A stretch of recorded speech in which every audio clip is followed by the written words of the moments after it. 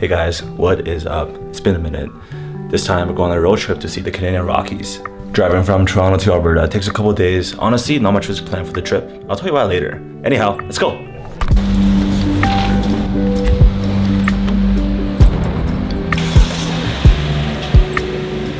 So our initial plan was to head out the night before, driving 4 to 5 hours until we reached Sudbury, and camp out there to save a couple hours of driving on the third day. But I had some work to finish up, so that was a bust. Anyways, on the real day one, we stopped at Susie Marie to get some gas. We didn't think too much about the food, and just grabbed some liver failure food. Made some ramen in the car, and made our way to Thunder Bay for the night. Not bad, to be honest. The next day, we visit the Thunder Bay Museum. The people who worked there were so nice. They took us in early before the museum was actually opened and gave us a quick tour of the place. As we drive into Manitoba, the scenery starts to change.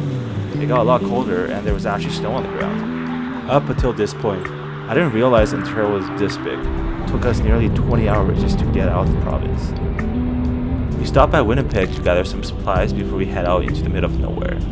It was incredible how little light pollution there were, and you could see the stars so clearly. I really wish we had some time to capture some astrophotography. Getting gas at those old gas pumps was a treat. I didn't know you had to warm them up first. It was so cold in the middle of the prairies. I'm just too spoiled with our lake effect weather. That night, we found a hotel at 2 in the morning in Regina. Our goal was to actually stay in Swift Current, but that was another 2-hour drive.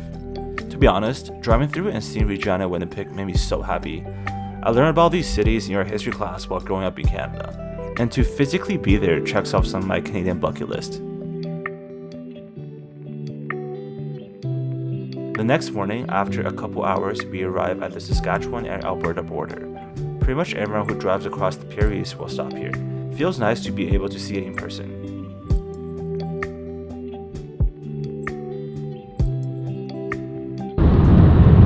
I gotta say, the Canadian prairies is one of the flattest highways you can drive on. You can really see the other end. Yeah, that was actually not a joke.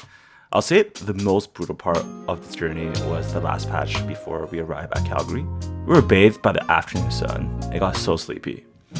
However, it all woke me up when we started seeing the silhouettes of the Rockies. Oh my god, I remember I screamed a little bit. They were so majestic. I took the last light of the day at Mount Pleasant Viewpoint in Calgary, looking over the downtown skyscrapers before we started driving inwards towards Canmore, where we were staying. When we woke up the next day, we couldn't believe the views we were witnessing. And these are just views from our hotel window. I just can't believe people actually live here. Wow, I'm so jealous. And everywhere you look, it's just so picturesque. Daylight during the winter is relatively short. Our itinerary for the first day is just to coast along the Icefield Parkway. We stopped by Bow Lake and hiked around Peyto Lake. Then at the end of the day, we walked on the frozen Lake Louise. Oh yeah, there's also this Sienna, which I hope it could be my car in the future. I really want to take my van out and drive across Canada before it retires. Alright, I'm just gonna let the rest of the clips play out.